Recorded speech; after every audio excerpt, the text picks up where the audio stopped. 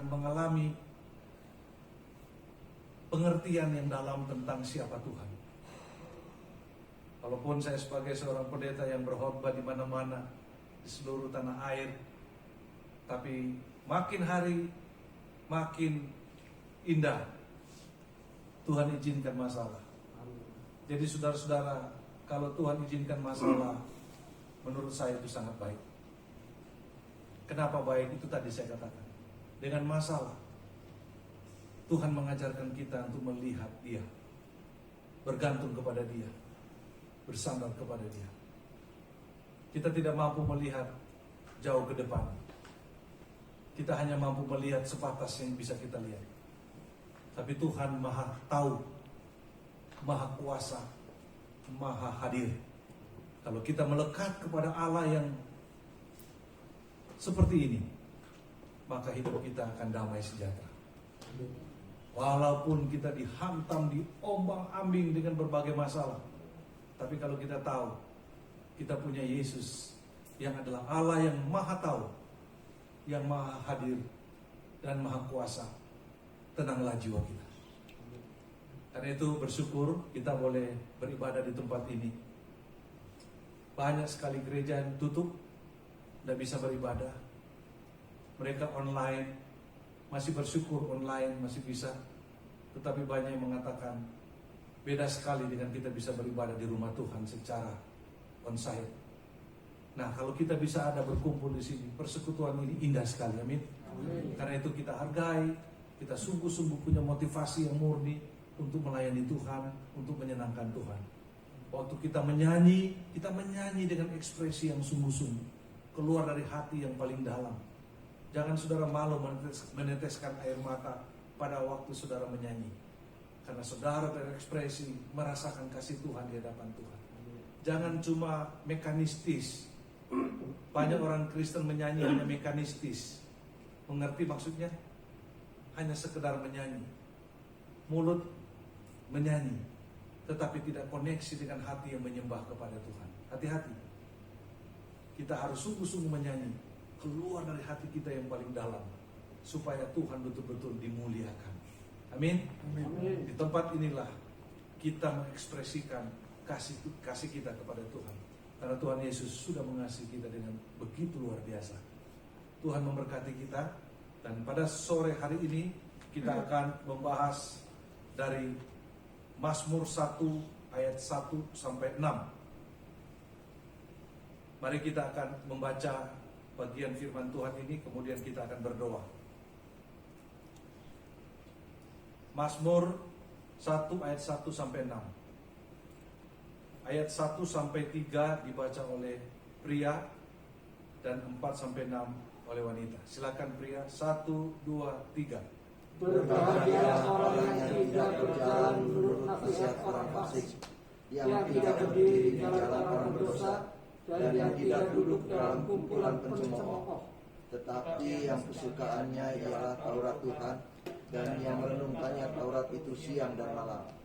Ia seperti pohon yang ditanam di tepi aliran air, yang menghasilkan buahnya pada musimnya, dan yang tidak layu daunnya.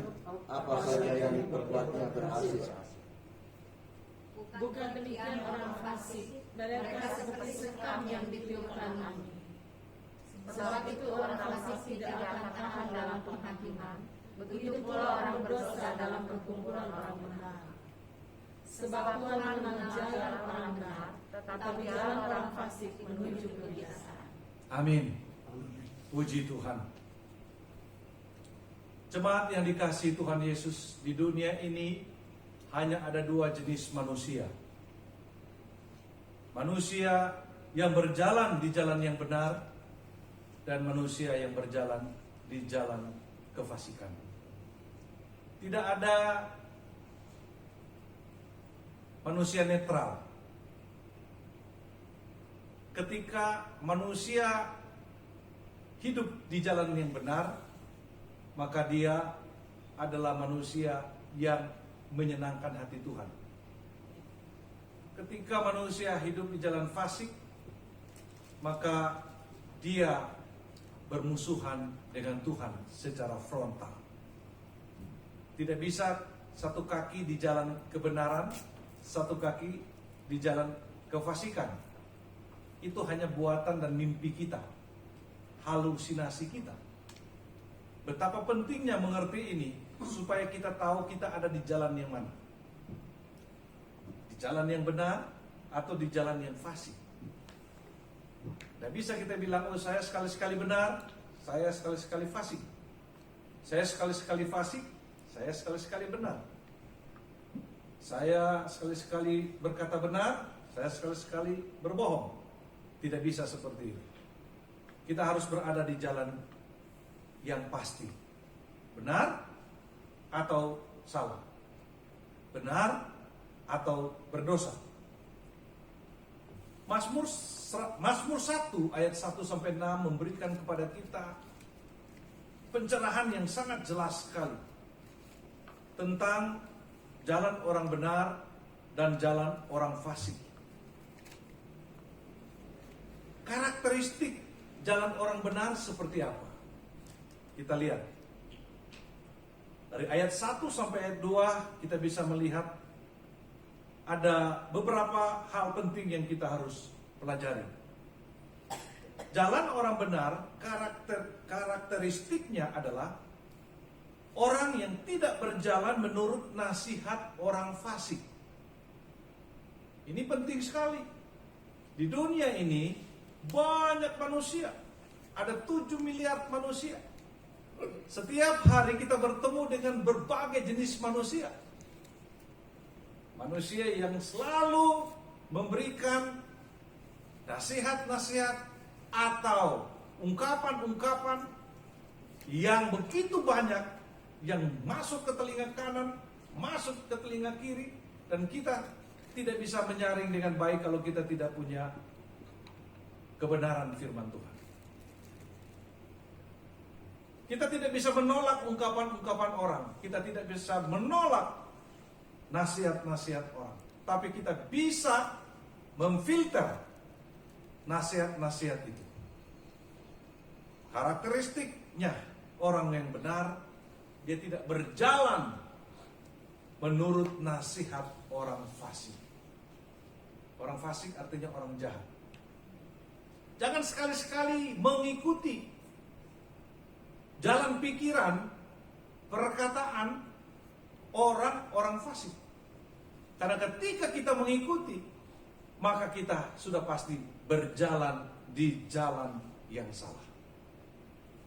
Nasihat ini penting, saudara. Nasihat itu penting sekali. Kita membutuhkan nasihat. Karena itu kita harus melihat siapa yang harus memberikan nasihat kepada kita. Jangan sampai orang fasik memberi nasihat kepada kita. Kita pernah bahas hari Jumat yang beberapa waktu yang lalu, bagaimana anaknya Salomo ya, ketika dia mau melanjutkan pemerintahan papanya, dia meminta nasihat kepada orang-orang muda yang fasik, akhirnya pecah kerajaan itu. Jadi yang pertama, tidak berjalan menurut nasihat orang fasik. Tolak mentah-mentah. Mau itu nasihat dari orang berpangkat, orang yang berkedudukan, orang yang kaya raya. Kalau itu nasihatnya fasik, tolak. Tidak boleh sungkan-sungkan. Amin.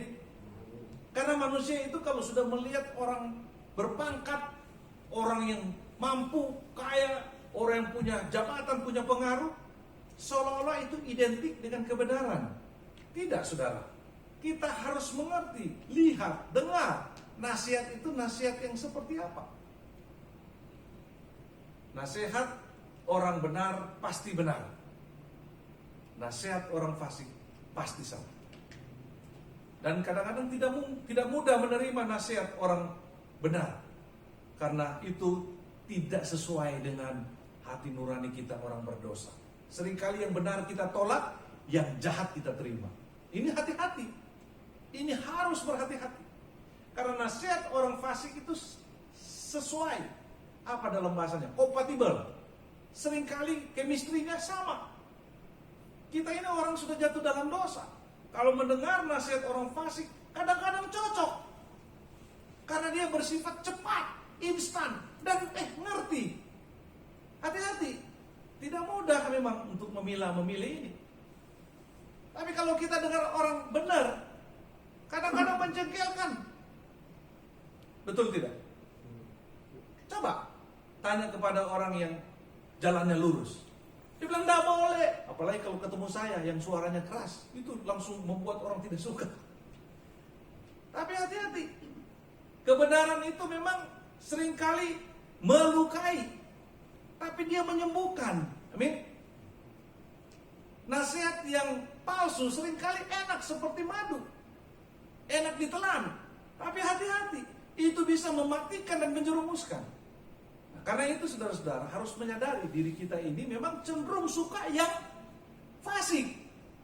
Jadi begitu ada nasihat yang tidak benar, itu sepertinya cocok.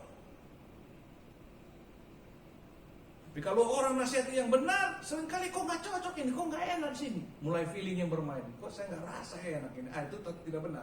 Ingat, perasaan tidak enak itu tidak sama dengan kebenaran. Amin. Belum tentu perasaan itu yang tidak enak, lantas itu nggak enak, itu salah. Belum tentu. Kadang yang tidak sesuai dengan hati itu yang benar. Nah, ini penting sekali. Dan makanya saya selalu mengatakan, jangan cepat-cepat menolak atau menilai orang dari pembicaraannya yang seolah-olah itu, wah ini kok begini ya, kok keras, kok sakit, kok apa. Hati-hati, lihat itu baik-baik dan sesuaikan dengan firman Tuhan. Kalau itu sejalan, pasti nasihat itu akan berguna, bersifat kekal. Amin, saudara?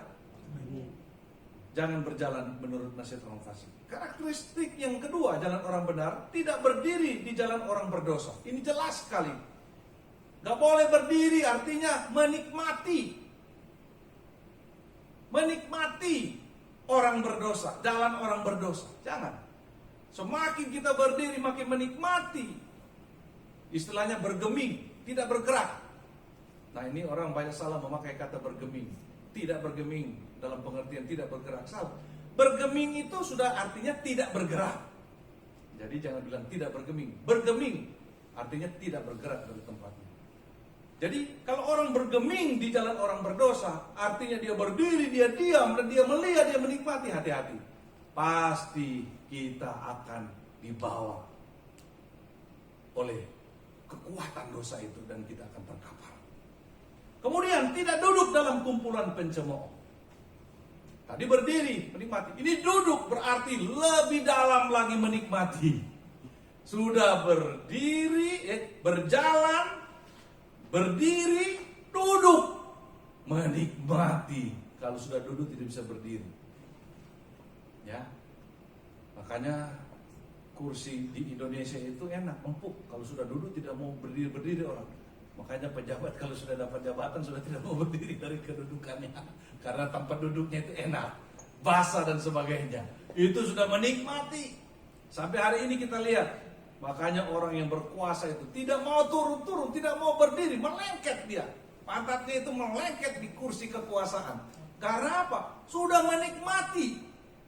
Makanya firman Tuhan bilang jangan duduk dalam kumpulan pencemooh. Kalau sudah duduk, apalagi kalau sudah ada anggur, sudah tidak mau berdiri, sampai tidur di kursi sudah. Berarti sudah tercebur di dalam dosa. Jadi firman Tuhan ini bilang luar biasa. Tidak berjalan, tidak berdiri, tidak duduk. Nah, bagaimana supaya itu bisa teratasi? Firman Tuhan bilang mengatakan orang benar itu kesukaannya Taurat Tuhan. Karena itu kita harus rajin membaca firman Tuhan. Harus rajin membaca renungan-renungan rohani yang benar. Tidak semua renungan rohani itu benar, hati-hati. Tapi kalau kita baca Alkitab, minimal kita akan mendapatkan pengajaran yang tepat. Karena Alkitab berbicara apa adanya. Dan kalau kita meminta pertolongan Roh Kudus, lebih dahsyat lagi, Tuhan memberikan kita pengertian. Jadi ambil komitmen untuk terus suka kepada Taurat Tuhan atau firman Tuhan. Ya. Saya belajar terus sampai hari ini. Alkitab saya itu ada di ranjang, di tempat tidur, bukan jadi jimat untuk menjaga saya, bukan.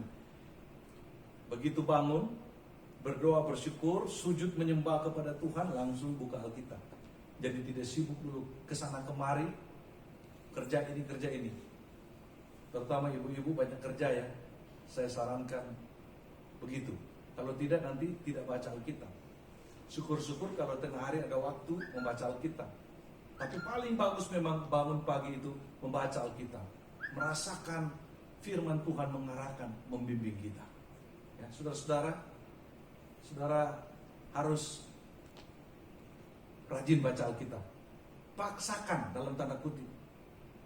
Kalau tidak dipaksakan, kita tidak akan mampu untuk terus membaca Alkitab. Makanya saya selalu taruh Alkitab saya di tempat tidur, di samping saya. Begitu bangun lihat Alkitab, baca. Minimal 1 perikop. Tidak usah kejar tahun ini harus selesai 1 Alkitab. Untuk apa kejar baru kita tidak mengerti? Kadang orang banyak, wah bangga saya 1 tahun bisa 2 kali menyelesaikan baca Alkitab. Bukan itu yang Tuhan mau. Yang Tuhan mau kesukaannya Taurat Tuhan. Artinya suka itu berarti dia ingin merenungkan. Perhatikan. Pernahkah saudara suka makanan yang paling enak dan saudara suka dan saudara habisin cepat-cepat? Enggak, dinikmati. Yang enak itu dinikmati supaya rasa enaknya sampai di ubun-ubun saudara. Ya toh? Masa yang enak ini cepat-cepat kita habisin? Enggak. Kalau kita suka, kita benar-benar menikmati. Baca Alkitab itu enggak usah buru-buru. Nikmati. Baca. Sambil bertanya, apa ini? Mengapa dia berkata begini? Apa maksudnya? Apa hubungannya dengan saya? Itu pembacaan yang dalam. Saya mau ajar kepada kita semua cara membaca Alkitab. Baca pelan-pelan. Kemudian sertai dengan pertanyaan, apa? Mengapa? Bagaimana? Kenapa? Itu akan merasa apa yang dimaksud ini ya? Itu udah merangsang pikiran. Apa maksud Tuhan? Kenapa Tuhan bilang begini? Apa hubungannya dengan saya? Kalau saudara membaca Alkitab seperti itu, saudara akan menemukan sukacita dan damai sejahtera, dan akan menerima makna firman Tuhan dari Roh Kudus. Kita tidak belajar teologi di sekolah-sekolah yang formal, tapi kita bisa dipimpin oleh Tuhan ketika kita merenungkan firman itu dengan hati yang murni dan sungguh-sungguh. Bukan berarti sekolah teologi tidak penting, sangat penting. Apalagi seorang hamba Tuhan yang harus mengajar jemaatnya, harus belajar. Tapi sayang hari ini banyak orang yang tidak mau belajar sekolah teologi, langsung mau jadi pendeta. Sehingga ngaur sana sini mengajarkan ke jemaat. Salah-salah dan jemaat terus mangut-mangut. Makanya saya mengatakan satu gereja bisa masuk ke neraka rame-rame dengan pendetanya. Bahaya sekali. Nah, kita harus menyukai. Kalau kita terasa kita tidak suka baca Alkitab hari ini, berdoa. Roh Kudus tolong saya. Tolong saya, kasihani saya. Kenapa saya ini tidak suka baca Alkitab? Harus berbicara dengan jelas kepada Tuhan. Saudara suka baca Alkitab? Atau tidak? Baca. Puji Tuhan. Baca, tapi suka juga ya, bukan sekedar baca. Banyak orang yang baca Alkitab, tapi tidak suka, hanya karena rutinitas. Tapi kita minta kepada Tuhan supaya Tuhan bilang berikan suka itu, rasa cinta, rasa sayang, sehingga kita mau membaca dan merenungkan firman Tuhan itu. Suka. Itu yang penting dulu. Suka. Kita minta Tuhan memberikan roh yang suka. Kalau sudah suka, maka karakteristik yang berikutnya kita lihat di situ dia katakan, dia akan merenungkan firman itu, Taurat itu siang dan malam. Kalau Tuhan sudah kasih rasa suka, maka kita akan haus, lapar akan firman Tuhan, dan kita akan membacanya itu siang dan malam. Waktu kita membaca siang dan malam itu menjadi gaya hidup kita, maka kita akan menemukan suatu perubahan hidup yang sadar akan bagaimana diri kita di hadapan Tuhan. Ini penting sekali. Kemudian saudara-saudara, apa akibat orang yang berjalan dalam kebenaran? Ibarat pohon yang ditanam di tepi aliran air. Apa artinya ibarat pohon ditanam di tepi aliran air? Segar. Selalu ada kesegaran. Hidup di dunia ini penuh dengan masalah, penuh dengan tantangan, penuh dengan penderitaan, penuh dengan ancaman. Karena dunia ini sudah jatuh dalam dosa. Dan kita hidup di dalam dunia yang berat sekali ini. Tanpa kita disegarkan oleh Tuhan, tidak mungkin kita bisa hadapi hidup ini. Amin. Karena itu kita yang suka akan firman Tuhan dan yang merenungkan firman Tuhan, mempunyai hubungan yang erat dengan Tuhan, maka kita seperti pohon yang ditanam di tepi aliran air. Segar sekali. Dan bukan cuma segar, adem dan sebagainya, tapi menghasilkan buah pada musimnya. Artinya apa? Tuhan waktu menciptakan saudara dan saya, itu bukan sekedar menciptakan kemudian dibiarkan begitu saja.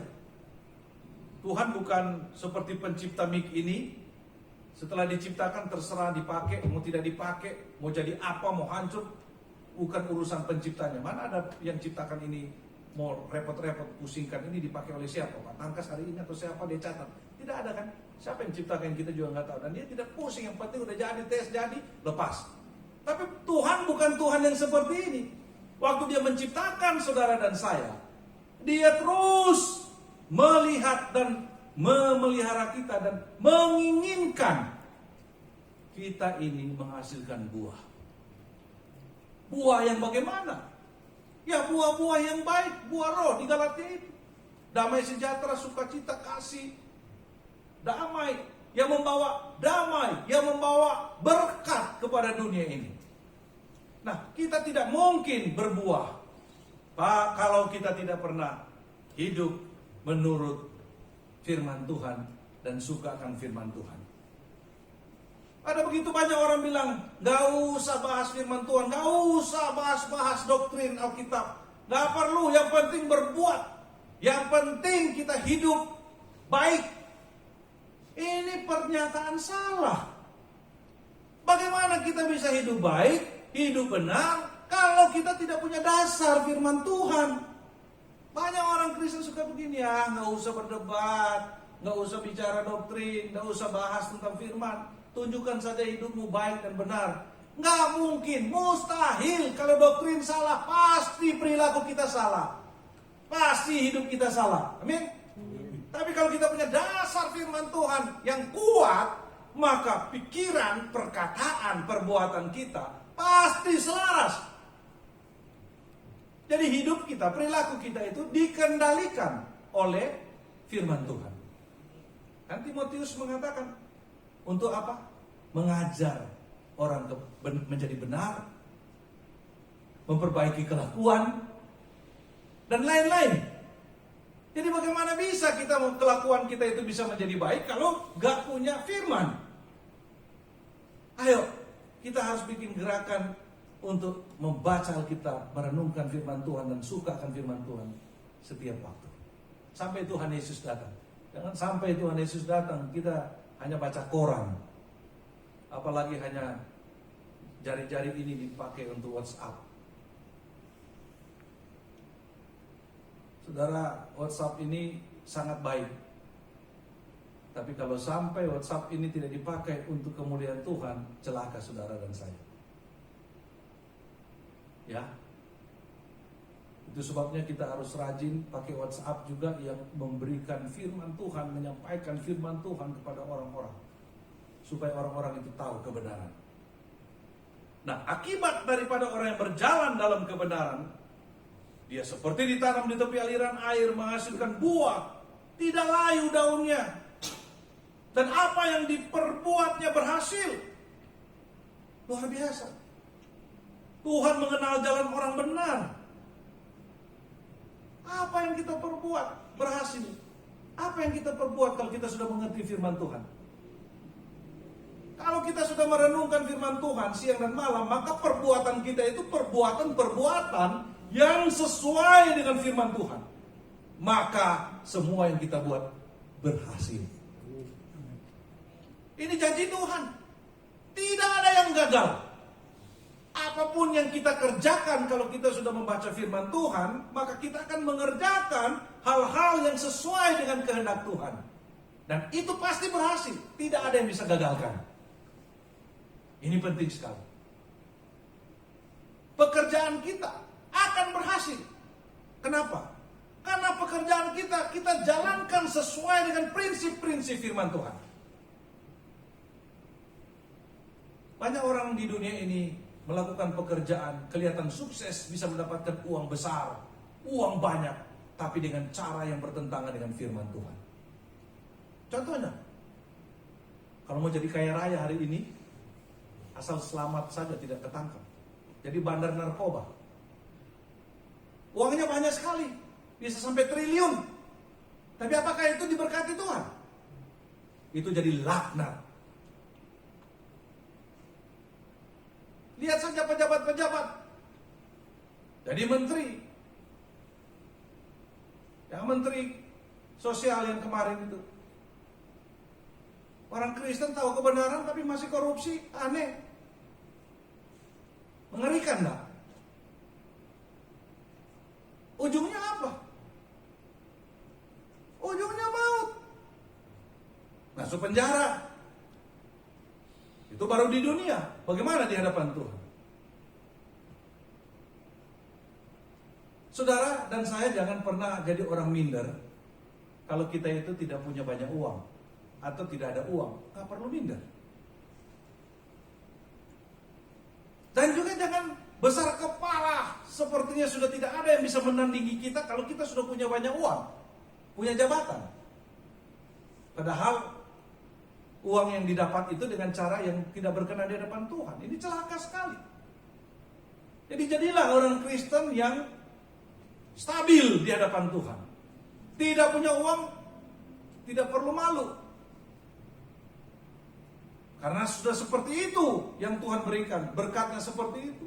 Asal jangan tidur siang dan malam, tidak bekerja. Nah itu celaka, itu memiskinkan diri sendiri. Tapi kalau kita bekerja dengan sungguh-sungguh, apa yang ada pada kita, kita mampu. Kemampuan kita, talenta kita sudah lakukan. Dan itu yang kita dapati. Bersyukur kepada Tuhan. Kita bisa hidup, makan itu di hadapan Tuhan dengan penuh sukacita dan itu diberkati oleh Tuhan. Amin. Tuhan tidak pernah mengutuk. Tapi kalau kita makan enak-enak, bisa traktir orang banyak, tapi uang curian, uang korupsi, ini persoalannya jadi berbeda. Ini akan dikutuk oleh Tuhan. Amin, saudara? Akan habis. Ya, hari ini kita lihat di tengah-tengah bangsa kita. Banyak orang yang memakai uang hasil curian, hasil korupsi, hasil yang tidak benar, bisnis yang tidak benar.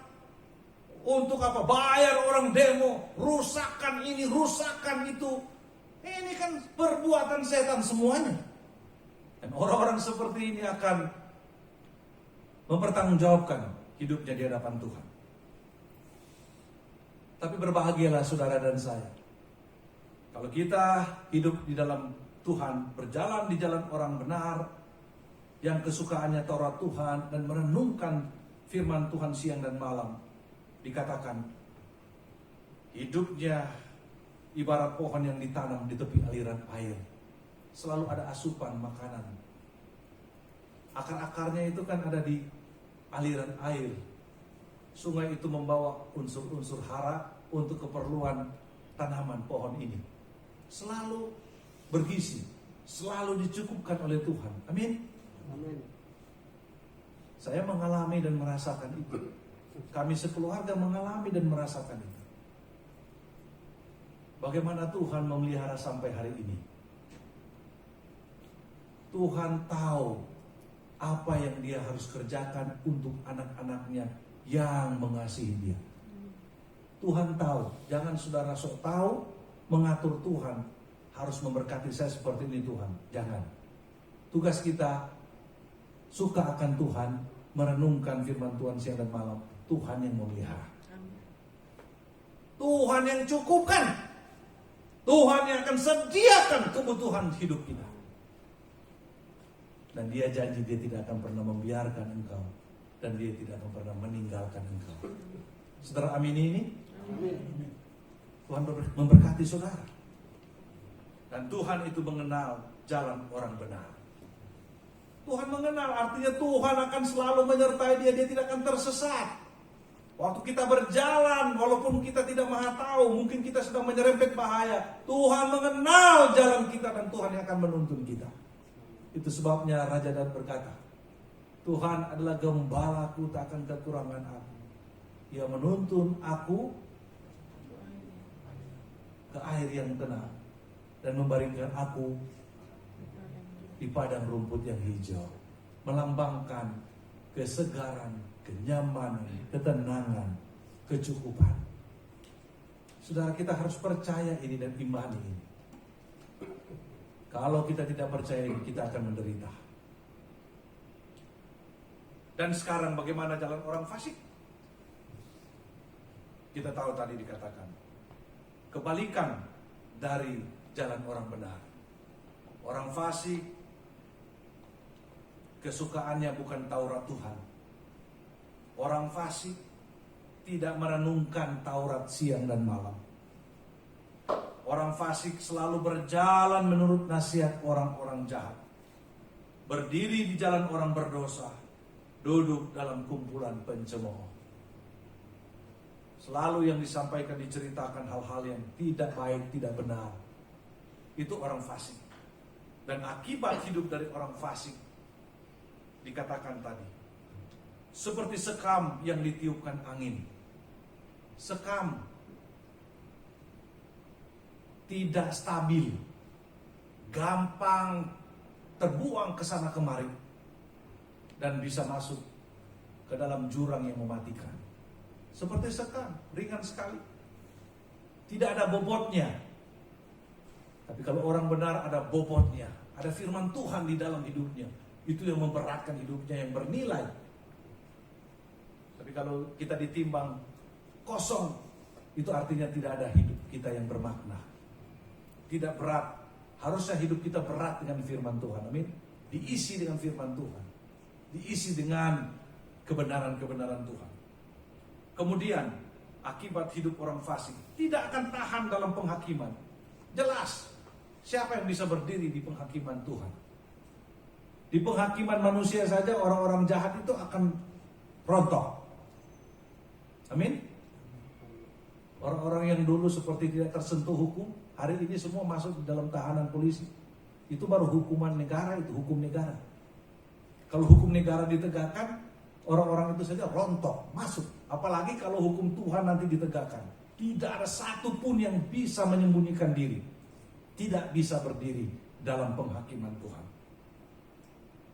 Dosa-dosa yang disembunyikan ratusan tahun tetap akan dibongkar oleh Tuhan. Jadi saudara tahu ini, saudara hidup damai sejahtera, tidak mudah kecewa, sakit hati kepada orang. Ya, ada hamba Tuhan yang kecewa sekali dengan sinodenya dan ada kepahitan sampai hari ini. Kan merugikan diri sendiri. Gak perlu dendam, gak perlu sakit hati sampai di dalam rusuk, di dalam tulang sumsum kita, di dalam rusuk kita. Gak perlu, karena kita punya Tuhan yang tahu, yang maha adil, yang akan membereskan semua perbuatan orang jahat kepada kita. Amin. Semua kejahatan yang dibuat kepada kita, kita gak perlu balas. Pembalasan itu hak Tuhan dan Dia tahu bagaimana cara membalas. Orang fasik itu tidak tahan dalam penghakiman Tuhan. Amin. Karena itu kita tenang. Awal-awalnya sakit, oke. Tapi kita doa, Tuhan, angkat sakit hati saya mau mengampuni dia. Biarlah dia berurusan dengan Tuhan. Maka keadilan itu akan nyata kepada orang-orang yang menjahati kita, dan kita pun juga akan diberikan sukacita, berkat-berkat damai sejahtera karena kita menjalankan firman Tuhan, kita tidak membalas kejahatan dengan kejahatan. Ini perbedaan orang benar dan orang fasik. Dan orang fasik itu tidak tahan dalam perkumpulan orang yang benar. Kalau kita semua hidup dalam kebenaran, masuk orang berdosa, dia tidak tahan. Karena pola pikir, perkataan, perbuatan kita jauh bagaikan timur dan barat, dan dia sendiri tidak tahan. Kecuali dia mau meninggalkan kefasikan dan hidup dalam kebenaran, baru bisa dia tahan berkumpul di dalam orang-orang benar. Dan yang paling mengerikan, jalan orang fasik tujuannya satu, yaitu kebinasaan. Kebinasaan. Orang yang tidak merenungkan firman Tuhan siang dan malam, yang tidak suka akan Taurat Tuhan, orang yang tidak peduli dengan Tuhan, orang yang tidak punya juru selamat dan Tuhan, raja di atas segala raja, akhir daripada ceritanya adalah di dalam api neraka yang bernyala-nyala. Saudara-saudara, kita belajar bagaimana menjadi orang yang benar, yaitu seperti Henokh dan Nuh. Dalam Kejadian 5 ayat 22 sampai 24 dan Kejadian 6 ayat 9 kita bisa pelajari bagaimana Henokh dan Nuh adalah orang-orang yang berjalan di jalan kebenaran. Mereka bergaul dengan Tuhan. Segala sesuatu mereka mendekat kepada Tuhan. Dan apapun yang mereka pikirkan, apapun yang mereka katakan, apapun yang mereka perbuat, semuanya itu untuk kemuliaan Tuhan. Itu bergaul dengan Tuhan. Saudara-saudara, seperti yang saya pernah jelaskan, hasil daripada orang-orang yang benar dan orang tidak benar itu selalu berbeda dan selalu nyata. Ya, Tuhan itu selalu melakukan pekerjaannya dengan cara yang adil. Tidak mungkin orang yang benar hidupnya itu tidak berbeda dengan orang yang benar. Pasti ada perbedaan, dan perbedaan itu kualitasnya jauh tidak bisa dibandingkan. Di dunia saja bisa dilihat, apalagi di masa yang akan datang. Ini nyata sekali, saudara-saudara. Di dalam penelitian di Amerika, di New York, mereka menyelidiki pengaruh yang ditimbulkan oleh kehidupan seorang ayah terhadap anak-anaknya dan generasi penerusnya. Mereka mengadakan penelitian, dan mereka mendapatkan dua keluarga yang mereka teliti, yaitu keluarga Max Jukes dan juga pendeta Jonathan Edwards.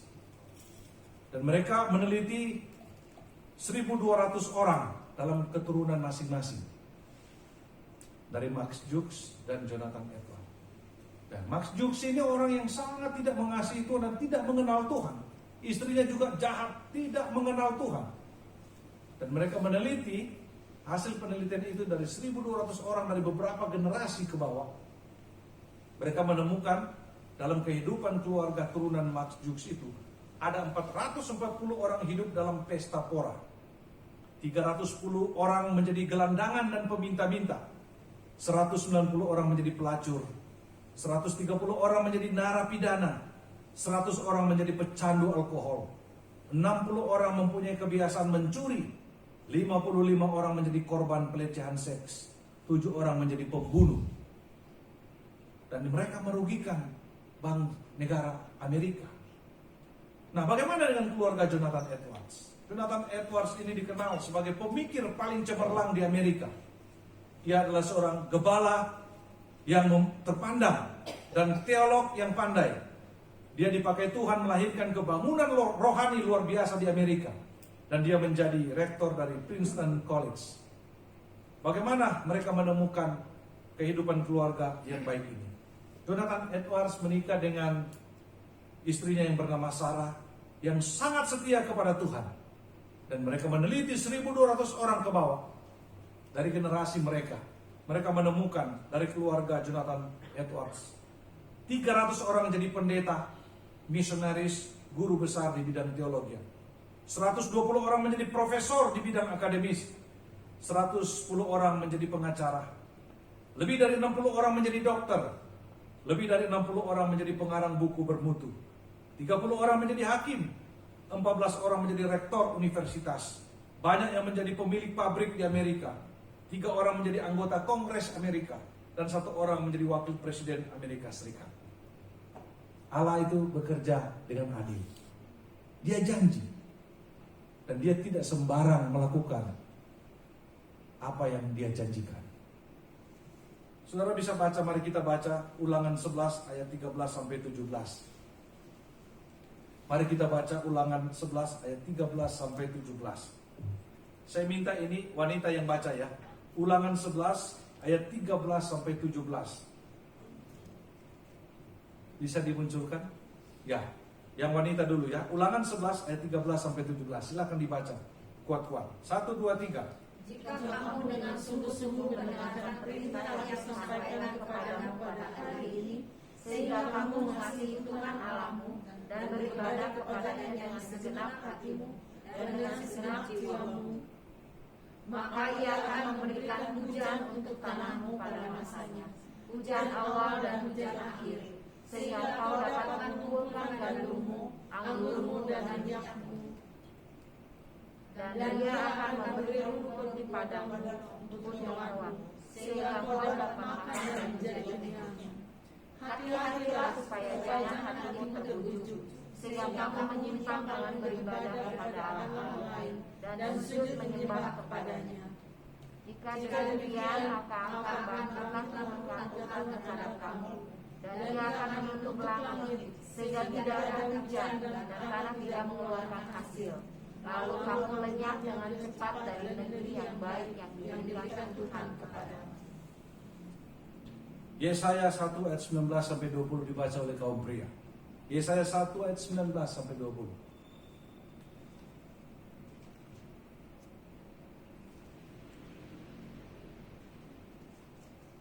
Ya, 1 2 3.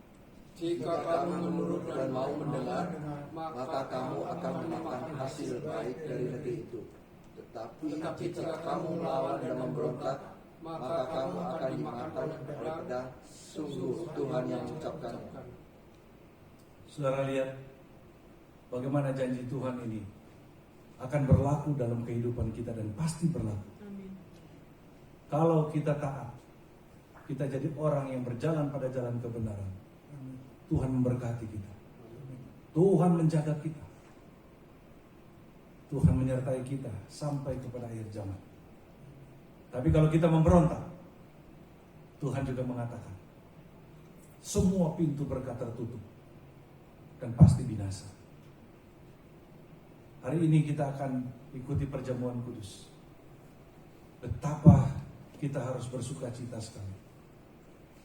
Kita orang yang tidak benar, tapi dibenarkan oleh Tuhan Yesus. Bukan karena kita baik, bukan karena kita hebat, tapi karena kita mengalami anugerah dan kasih karunia Tuhan. Tuhan melayakkan kita, bukan karena kita hebat dan baik, bukan karena kita layak, tapi Tuhan memilih kita yang tidak layak, yang kotor, yang sakit, yang tidak benar ini, dipilih menjadi anak tebusannya. Maka Dia menjanjikan kehidupan yang kekal dan berkat-berkat yang luar biasa. Bahkan kesalahan, ketidakbenaran, dosa-dosa kita ditanggung oleh Tuhan. Ini anugerah yang paling besar. Seolah-olah Tuhan tidak adil karena kita jahat, tapi tetap Tuhan berbuat baik. Tapi itulah kenyataannya. Itulah yang dinamakan anugerah. Karena kita yang kotor ini, kita yang jahat ini, yang berdosa ini, dipilih oleh Tuhan dan diselamatkan. Sepertinya tadi Tuhan tidak menyelesaikan kalau yang jahat akan dihukum. Sudah dilaksanakan dan tidak berubah janji Tuhan yang kita baca tadi. Tapi yang dihukum adalah Yesus, bukan kita. Jadi kita ini berhutang kepada Yesus. Ketidaktaatan kita yang dibaca di dalam tadi Yesaya dan juga di dalam Ulangan itu dipikul oleh Yesus. Bayangkan siapa kita ini.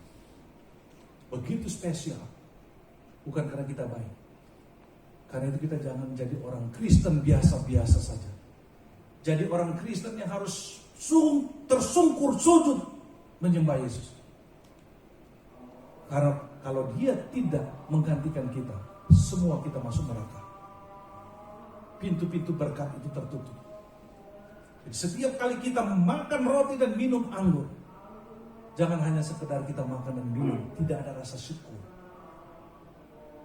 Bila perlu saudara menangis teriak-teriak, Tuhan, terima kasih Engkau sudah menggantikan saya. Tanpa Yesus kita akan binasa selama-lamanya. Hukuman yang harus kita terima karena kita berdosa dialihkan kepada Yesus. Karena Yesus yang menanggung semua dosa-dosa kita. Betapa tidak adilnya kita, saudara-saudara. Kebusukan kita serahkan kepada Yesus. Kebaikan Yesus diberikan kepada kita. Harusnya kita makin setia kepada Yesus. Makin melakukan hal-hal yang sungguh menyenangkan hati Tuhan. Sampai kita dipanggil pulang ke rumah Bapa di surga. Roma 8 ayat 1 kita akan baca bersama-sama. Dan juga 28 dan 35 sampai 39. Roma 8 ayat 1. Mari kita baca bersama-sama. Demikianlah sekarang tidak ada penghukuman bagi mereka yang ada di dalam Kristus Yesus. Ayat 28.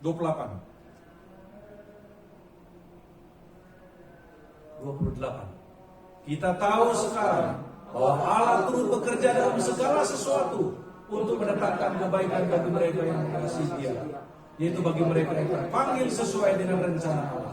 Ayat 35 sampai 39.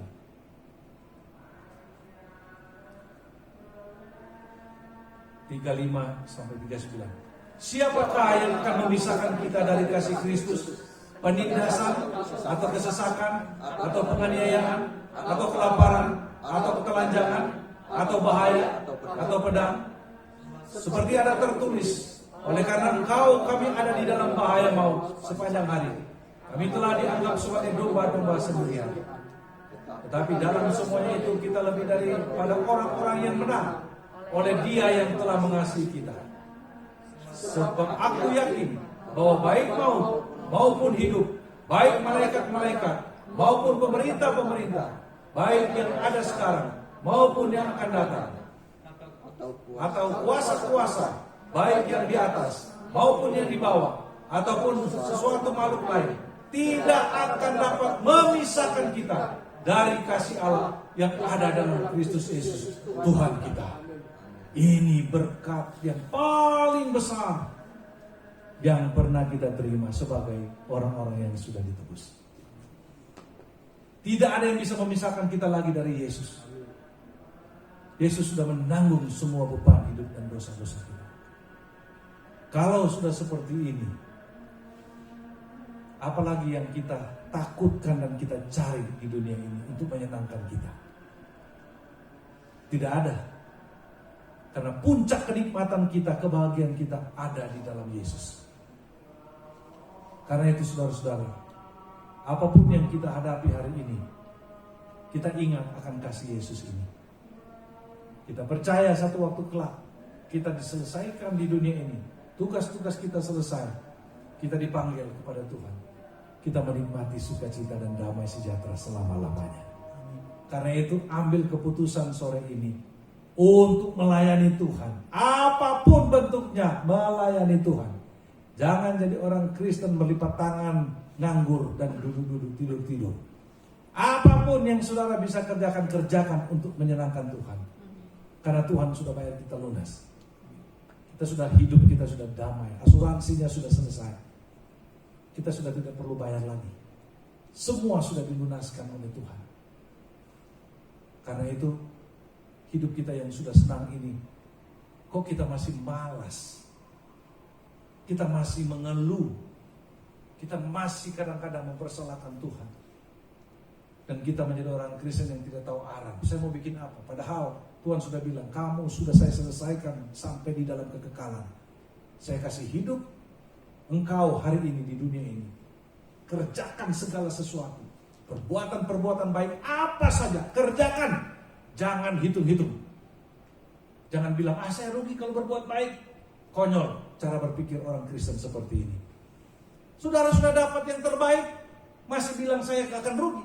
Gak ada yang rugi, saudara. Yang kita kerjakan di dunia ini untuk kemuliaan Tuhan Yesus, tidak ada yang rugi.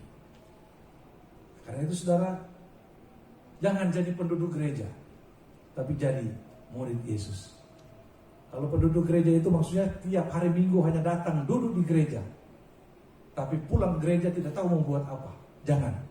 Pulang keluar dari gedung gereja, kita dicas firman Tuhan. Di tempat kerja itu kita melakukan perbuatan-perbuatan baik untuk kemuliaan Tuhan.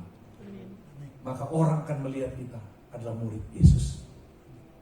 Saudara-saudara, karena itu saya tidak pernah menutup diri dengan siapapun. Orang yang meminta bantuan, doa maupun buka jalan, macam-macam. Bahkan bukan yang seiman, saya memandang ini pekerjaan yang Tuhan percayakan. Karena itu saya mengerjakan itu tidak dengan mengeluh, tapi sukacita. Saya sudah punya segala-galanya. Saudara dan saya sudah punya segala-galanya. Roma 1, Roma 8 ayat 1, 28, 35, 39. Bayangkan, kita yang mengasihi Dia, kita yang sudah menjadi milik Yesus. Yesus bilang apa? Yesus bilang apa? Ayat 28. Yang tadi kita baru baca. Yesus bilang apa? Kita tahu. Kita tahu karena tahu Yesus, Allah. Allah yang bagaimana? Ayat 28, Roma 8:28. Allah turut bekerja dalam segala sesuatu untuk mendatangkan kebaikan bagi mereka yang mengasihi Dia. Bayangkan, hal yang buruk sekalipun Tuhan bisa lakukan itu untuk kebaikan kita. Mau apa lagi dengan kita? Sudah segala-galanya Tuhan bikin. Pertanyaannya sekarang, apakah sekarang saya mau menjadi murid Yesus yang produktif? Yang menyenangkan Tuhan? Yang mau melakukan segala perkara dengan sukacita?